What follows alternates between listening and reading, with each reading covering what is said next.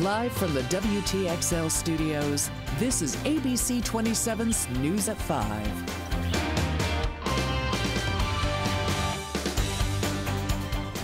Florida lawmakers are getting closer to banning texting while driving. Good evening, I'm Abby Maurer. Thanks for watching WTXL ABC 27 News at 5:30. Greg is out on assignment. It's a move legislators say will help save lives. Advocates for the ban on texting while driving rallied for support of the bills at the Capitol today. Bills are on the move in both the House and the Senate that would prohibit drivers from texting or typing on any electronic device while the car is in motion. This includes your cell phone and tablet.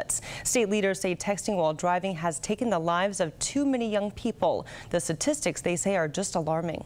This would be a secondary offense. A driver caught texting at the wheel would first have to be pulled over for a different violation. The bill is awaiting a full vote from the House and has one more committee stop in the Senate. Also today, the Florida Senate is moving forward with its plan to expand an alternative to Medicaid coverage to tens of thousands of Floridians. The Senate Health Policy Committee approved a measure that does not rely on federal aid and would only cover about 60,000 people in the first year who don't qualify for Medicaid. Florida lawmakers have already said no to expanding Medicaid as part of the federal health care overhaul, but the Senate is considering a measure to use federal money to enroll people in private insurance plans. It remains unclear, however, if the House would accept anything that relies on federal money. And a controversial debate reignites in the Florida legislature. Today, a House panel approves a bill to ban sex and race-selective abortions. Supporters say the measure seeks to prevent prenatal discrimination by prohibiting abortions motivated by the gender or race of an unborn child. Opponents called it an unwarranted intrusion into a woman's decision and into the doctor-patient relationship. The bill would require abortion providers to sign an affidavit stating they had no knowledge the procedure was done based on the unborn child's sex or race. Providers would face a $10,000 fine for failing to report such abortions.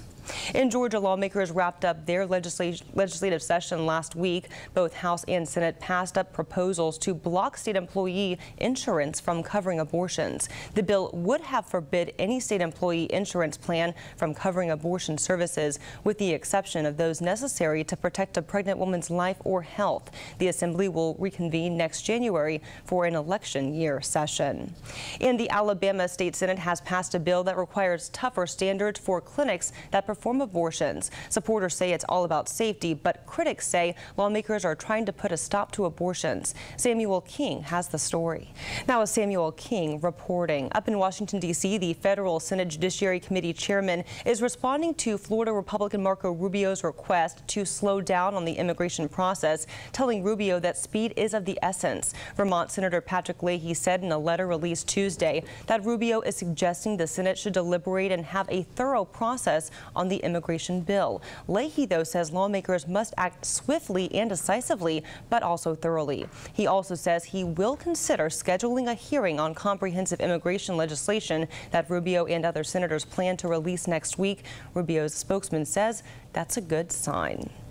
Chief Meteorologist Cass Divitters joining us now. And Cass, yesterday you said have the umbrella handy today, and it sure was handy. I needed it. Yeah, many of us needed it to stay dry if you had to go outside for any lengthy period, especially this afternoon. The morning was mostly dry. But thanks, Cass. Escaped and dangerous. Two prisoners in Texas managed to get out of jail, and now police are desperately searching for the pair. ABC's Brandy Hitt has more. And North Korea continues its campaign of dangerous and warlike provocation. The rogue nation blocked South Korean workers from their jobs at a shared industrial complex. This latest move by the communist country comes after a pledge to restart its nuclear capabilities and threats to attack South Korea and the U.S. The Obama administration is taking the threats seriously, deploying 2 missile-destroying warships to the Western Pacific and vowing to protect its Asian ally.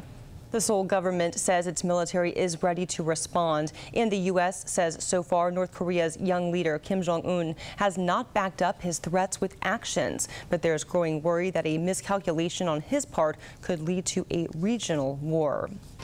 Opponents and supporters of the nation's toughest gun laws are gathering in Connecticut's capital. Ahead on WTXL ABC 27 News at 5:30, their plan to celebrate and protest the state's expected historic piece of legislation.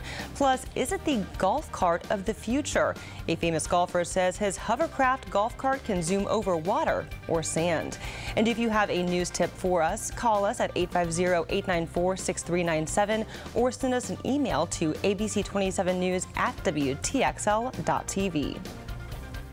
The Federal Aviation Administration is currently investigating why a pilot landed a small plane on a Florida highway. It happened last night in Broward County. Police say the twin-engine 1959 Beechcraft was on a training exercise when the pilot was forced to make an emergency landing. Officials say he landed the plane on US 27 in West Broward. Both the pilot and passenger walked away unharmed. Could you be looking at the golf cart of the future? Golfer Bubba Watson insists this hovercraft golf cart is not a prank. What you see here is the BW1 prototype he's been working on with designer brand Oakley. A clip of the hovercraft in action was uploaded to YouTube by the appropriately named Bubba's Hover.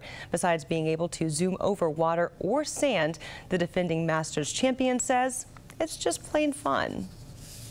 Stocks falling today on disappointing economic data, the latest from the New York Stock Exchange ahead. And how happy are you at your job? We have a ranking of the happiest and unhappiest jobs.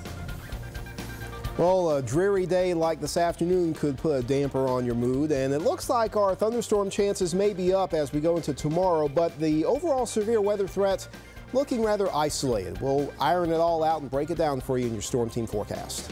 The state of Connecticut looks to change the dialogue on gun control as they debate new laws in response to the tragedy in Newtown. ABC's Tamon Bradley has the latest. Turning now to Chief Meteorologist Casanova Nurse, who's been following some storms, some rain through, and some more expected later on. Yeah, it looks like a fairly decent continuous pattern of cloudiness and rain. Not necessarily watching us right now or on Weather Now 27.3. I used it earlier today. It came in handy. Thanks, Cass. Sure.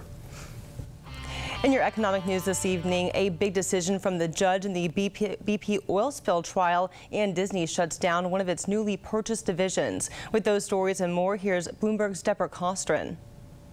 Let's check in now with Brad Dalton for a look at what's coming up next in sports. Brad? Well, Abby, ever since she's come to Tallahassee, Florida State women's basketball coach Sue Sermel has been very active in the community, and she's made sure that her teams have been as well. Now she's receiving an award for all of her good works. I'll explain in just a minute. Tracking some rain for us tonight?